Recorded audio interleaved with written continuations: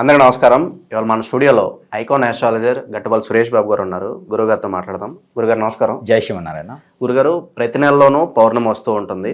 So ప్రతి నెలలోనూ ఏ నెలకు దానికి అవిశిష్టత ఉంటుంది. ప్రత్యేకంగా ఈ జనవరిలో వచ్చే పౌర్ణమికి మరి ఏదైనా విశిష్టత ఉందా? ఉంటే కనుక దాని విశిష్టత ఏంటి గురుగారు?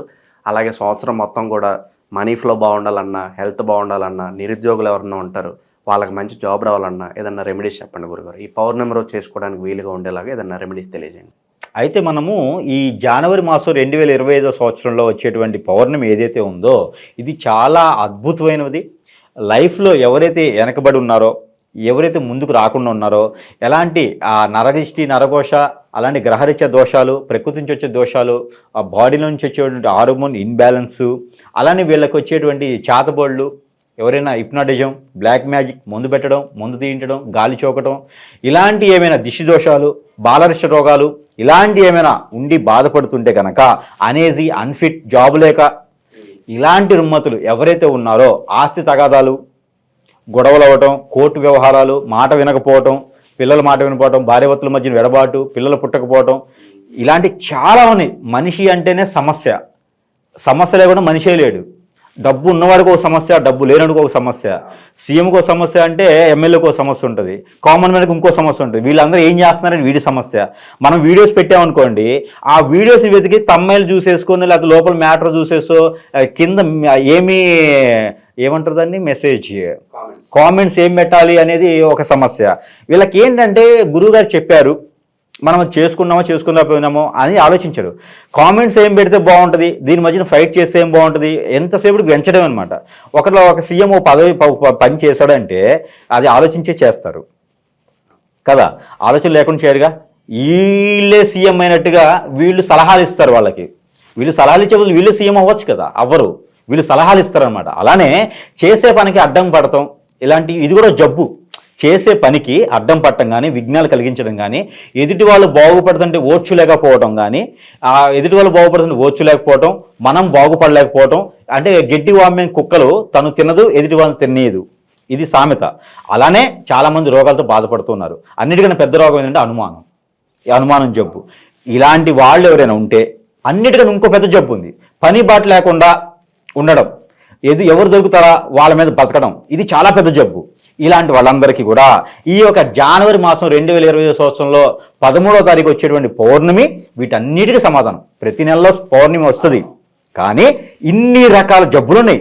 తెలియకుండా జబ్బులు చాలా ఉంటే, ఆరోగ్యపరంగా జబ్బులు ఉంటే, ఆరోగ్యం తెచ్చుకునే జబ్బులు కొన్ని ఉన్నాయి, మనం కొనుక్కొచ్చుకునే జబ్బులు అనమాట. ఒకరు ఉంటారు మొండిగా, లారీ ముందు నిలబడతారు నాకేం కాదు అని. ఓకేనా, లారీ ఏం చేస్తుంది, వాడి మీద తొక్కి వెళ్ళిన తర్వాత ఇంకేమవుతుంది, వాడికి ఇంకేడు ఉంటాడు అవ్వడానికి.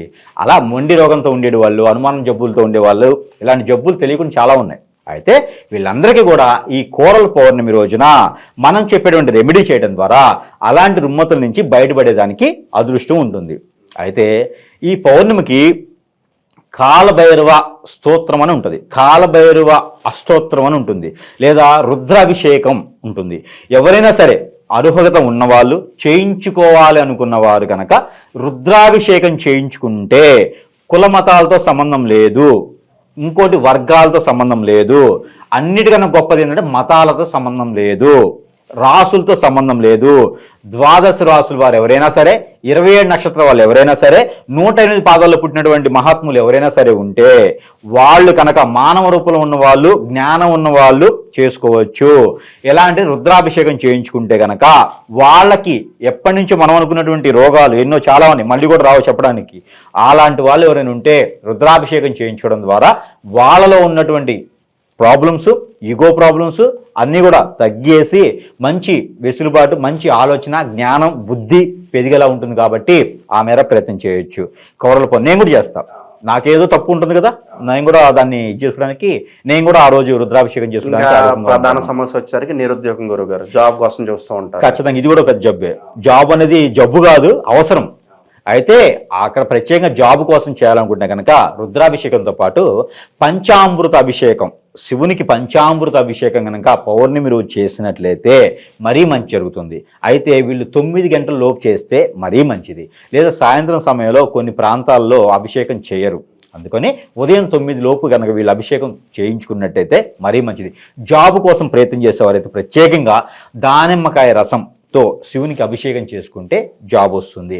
ఆరోగ్యపరంగా ఎవరైనా బాధపడుతుంటే కనుక అరటిపండు తేనెతో అభిషేకం చేసుకుంటే వీళ్ళకి ఆరోగ్యపరంగా, ఆర్థికంగా బాధపడిన వాళ్ళు చెరుకు రసంతో అభిషేకం చేసుకుంటే మనీ ఫ్లో బాగుంటానికి, డబ్బులు తిరిగి రావడానికి కావచ్చు. డబ్బులు తిరిగి రావడానికి వచ్చి డ్రై ఫ్రూట్స్, ఆ డ్రై ఫ్రూట్స్ అభిషేకం చేసుకుంటే ఇచ్చిన డబ్బులు తిరిగి వస్తాయి అన్నమాట. అదే హనీ అలానే పన్నీర్తో అభిషేకం చేసినట్టయితే భార్యాభర్తల మధ్య ఉన్నటువంటి ఎడబాటు తొలగిపోతుంది.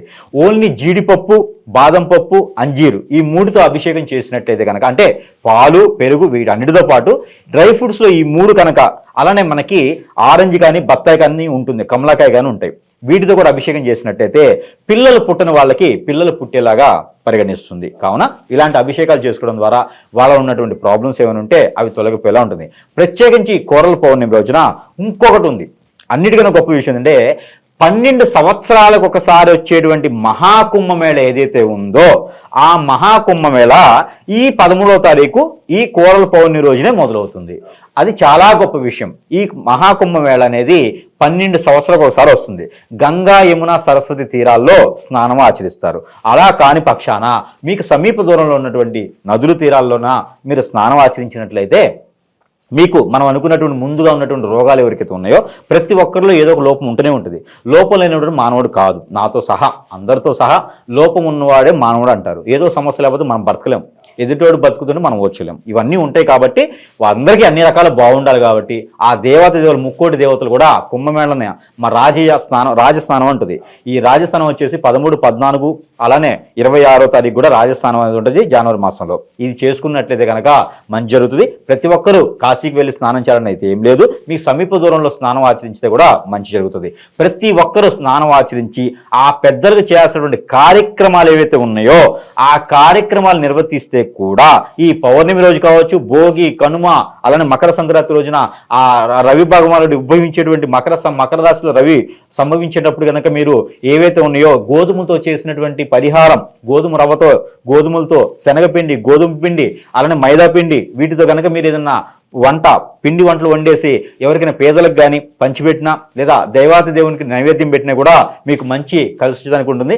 12 రాసుల వారికి ప్రత్యేకించి మళ్ళీ ఇంకొక రెమెడీ ఏంటంటే ప్రతి ఒక్కరు కూడా ఆ పౌర్ణమి రోజున గనక రవి భగవానుడికి గనక నీళ్లు ఆజ్ఞ ఇవ్వడం ద్వారా మనం స్నానం ఆచరించిన మిమ్మడ నీళ్లు రవి భగవానుడికి మిరియాలు కానీ ఒక 7 లేదా మిరపకాయ గింజలు, ఎండి మిరపకాయలో ఉన్నటువంటి గింజలు 7 గనక రవికి ఆజ్ఞిస్తూ నీళ్లు గనక ఇచ్చినామంటే మీలో ఉన్నటువంటి రుమ్మతులన్నీ తొలగిపోయేసి ఆరోగ్యరీత్యా ప్రాబ్లమ్స్ అన్ని పోయేసి ఎవరైతే మైండ్ ఎదగదో బాలరిష్ట రోగాలతో ఉన్నారో పిల్లలు ఎవరైతే ఉంటే కూడా వాళ్ళందరి చేత నీళ్లు ఆజ్ఞివ్వడం ద్వారా కూడా మంచి జరిగేదానికి ఎక్కువ ఆస్కారం ఉంది. కాబట్టి ఈ మేర ప్రయత్నాలు చేసుకొని 12 రాసుల వారే కాదు అందరు కూడా ఈ మాత్రం ప్రయత్నం చేసుకోవచ్చు.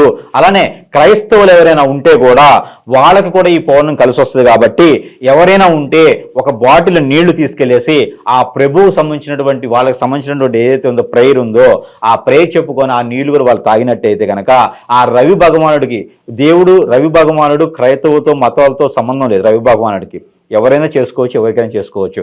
క్రైస్తవులు ఎవరైతే ఉంటారో ఆ రవి భగవానుడు సమర్పించినటువంటి నీరు ఏదైతే ఉందో ఆ నీరుని ఇంట్లో తీసుకొచ్చుకొని చల్లుకోవడం, ఆ నీటిని కనుక వీళ్ళు తాగడం ద్వారా వీళ్ళు స్నానం ఆచరించినా కూడా వీళ్ళలో ఉన్నటువంటి రుమ్మతులు, గ్రహరీత్యా దోషాలు, వీళ్ళలో ఉన్నటువంటి ప్రాబ్లమ్స్, మ్యారేజ్ కాని తత్వాలు, వీళ్ళలో ఉన్నటువంటి చెడు గాలి చోకాలు ఇలాంటివి ఏవైనా ఉంటే కూడా అప్పులు పాలైనటువంటి క్రైస్తవులు కూడా ఉంటే కనుక ఆ రవి భగవానుడికి నీళ్లు సమర్పించేసి ఆ సమర్పించినటువంటి నీళ్లు ఏవైతే ఉన్నాయో కింద కూడా ఒక గిన్నె పెట్టుకోవాలి.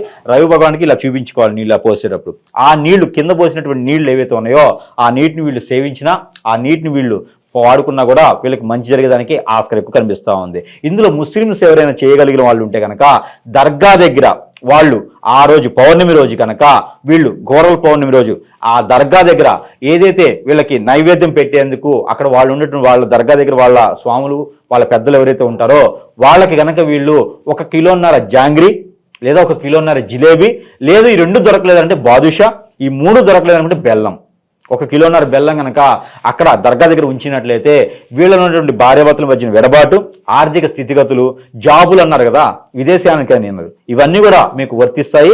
ఎవరు ఎక్కడ ఏం చేసుకోవాలనుకుంటే కూడా అది చేసుకునేదానికి అర్హులుగా ఉంటారు. ఇంకా వేరే వేరే మతాలు అంటే మనకు టైం సరిపోదు కాబట్టి వాళ్ళకి నచ్చింది వాళ్ళు చేసుకోవడం ద్వారా వాళ్ళ పరిస్థితి ప్రకారం చేసుకుంటే మంచి జరుగుతుంది. అందులో ఇంకొకటి ఉంది, ఈ కోరల పౌర్ణమి రోజున కనుక ఏదైతే భార్యాభర్తలు కొత్తగా పెళ్ళైన వాళ్ళు ఉంటారో వీళ్ళు 1 గ్లాసు పాలు సాయం సంధి వేళలో దేవుని గుళ్ళో గనక లేకపోతే ఇంట్లో అయినా సరే సాయం సంధి వేళలో దీపారాజన 2 ఒత్తులేసి 2 ప్రమిదల్లో కింద ఉప్పు పోయాలి, ఉప్పు మీద దీపం పెట్టాలి. అలా చేసినట్లయితే మట్టి ప్రమిదలో 2 ఒత్తులేసి ఆవు నెయ్యితో లేదా కొబ్బరి నూనెతో దీపారాయణ చేసి ద్వాదశ రాశుల వాళ్ళు అందరూ కూడా చేసుకోవాల్సినటువంటి, ఇది ఖచ్చితంగా చేసుకోవాల్సినటువంటి రెమెడీ. ఆ పౌర్ణమి రోజున 13వ తారీఖు జనవరి మాసం 2025 సంవత్సరంలో వచ్చేటువంటి పౌర్ణమి రోజున కనుక ఈ ఒక్క రెమెడీ చేసుకుంటే చాలు.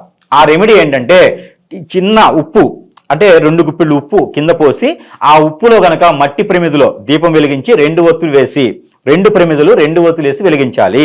అలా వెలిగించినటువంటి దీపం తర్వాత 1 గ్లాసు పాలు నైవేద్యం మీ గుళ్ళో దేవుని గుళ్ళో కావచ్చు, లేకపోతే మీ ఇంట్లో ఉన్నటువంటి ఏదైతే దేవుని పటాలో దేవుని మందిరమో దేవుని ఒక గుడిలో ఉంటుంది కదా అక్కడ 1 గ్లాసు పాలు నైవేద్యం పెట్టి ఆ గ్లాసు పాలల్లో కనుక మీరు బెల్లం వేసుకొని లేదా హనీ వేసుకొని కనుక 1 స్పూన్ హనీ వేసుకొని భార్యాభర్తలు ఎవరైతే అందుబాటులో ఉన్నారో ఇద్దరి మధ్య సంకేత భావం తక్కువగా ఉంటుందో వాళ్ళిద్దరు కనుక సేవించినట్లయితే అన్యోన్యత పెరిగేదానికి ఆస్కారం ఎక్కువగా ఉంది. పిల్లలు పుట్టిన వాళ్ళకు కూడా పిల్లలు పుట్టేలాగా ఉంటుంది కాబట్టి ఖచ్చితంగా అది చేయండి. ఎవరికైతే ఎఫ్ఐఆర్స్ ఉన్నాయో ఆ ఎఫ్ఐఆర్స్ ఉన్న వాళ్ళతో కాదు, బాంధవ్య ప్రకారంగా దాంపత్య జీవిత ప్రకారంగా తాళి కట్టు లేకపోతే వాళ్ళ మతాచార ప్రకారంగా భార్యాభర్తలు అవుతారు కదా వాళ్ళకు మాత్రమే చేసుకోవాలి. 2వ భార్యకో 3వ భర్తకో కాదు. ఇలా భార్యాభర్తలు ఇప్పుడైతే ఎవరైతే ఉన్నారో ఎవరైతే ఇద్దరుగా ఒకే ఇంట్లో ఉంటున్నారో వాళ్ళు విడిపోవాలని ఆలోచన ఉన్నా వాళ్ళు కలిసేందుకు పిల్లలు పుట్టేందుకు ఆస్కారం ఎక్కువగా ఉంటుంది. ఇద్దరి మధ్యన ప్రేమ అనురాగం పెరిగేలాగా ఉంటుంది కాబట్టి ఆ గ్లాసు పాలను వీళ్ళు సేవిస్తే కూడా మంచి అనువైనటువంటి సందర్భం కాబట్టి ఈ అవకాశాన్ని ఎవరు కూడా వదులుకోవద్దు. పెళ్లి కావాలనుకున్న వాళ్ళు కనుక ఎవరైనా ఉంటే దానిమ్మకాయలని ఉంటాయి, అలానే బత్తాకాయలు కానీ కమలాకాయలు కానీ ఉంటాయి. ఇవన్నీ కూడా 1 డజన్ తీసుకొని ఏదైనా సరే 1 ఐటెం డజన్ తీసుకొని ఎవరికైనా పేదవాళ్ళకి పంచిపెట్టినట్టయితే త్వరగా పెళ్లిళ్ళు అయ్యేదానికి ఆస్కారం ఉంది. కాబట్టి ఈ యొక్క కోరల పౌర్ణమి 13వ తారీఖున వచ్చింది జనవరి మాసం 2025న. ఇలాంటి పరిహారాలు ఎవ్వరు కూడా మిస్ అవ్వద్దు. ఇలాంటిది మళ్ళీ కావాలంటే 12 సంవత్సరాలు ఆగాలి. అందుకని ఈ పరిహారాలు చేసుకోండి. ఈ పరిహారాలు చేసుకోవడం ద్వారా ఖచ్చితంగా రిజల్ట్ అనేది మీకు 90 రోజుల్లో వస్తుంది. మీరు ఒక ఎగ్జామ్ రాశాం అనుకోండి, ఖచ్చితంగా రాయండి, పరీక్షలు రాయండి, ఎగ్జామ్ పాస్ అవుతారు. అందరూ కూడా 1 మార్కులు వస్తాయి. ఖచ్చితంగా నమ్మి చేయండి, నన్ను కాదు దేవుణ్ణి నమ్మి చేయండి. నేను చెప్పేవాడిని మాత్రమే చేయాలా లేదని మీ అదృష్టం. ఇంకా అందరూ కూడా ఇవన్నీ పరిహారాలు చేసుకొని అదృష్టవంతులు అవ్వాలి. అదే ఈ 2025వ సంవత్సరంలో వచ్చేటువంటి పౌర్ణమి ప్రత్యేకత. జనవరి మాసంలో కోరల పౌర్ణమితో పాటు వచ్చేటువంటి ఒక మహా కుంభమేళ కూడా అన్ని కలిసి వస్తున్నాయి. కాబట్టి అందరూ కూడా ఉన్నటువంటి రుమ్మతులు అన్ని తొలగిపోయేసి అందరూ అదృష్టవంతులు గొప్పవాళ్ళు అవ్వాలని కోరుకుంటా ఉన్నాను. జై శ్రీమన్నారాయణ.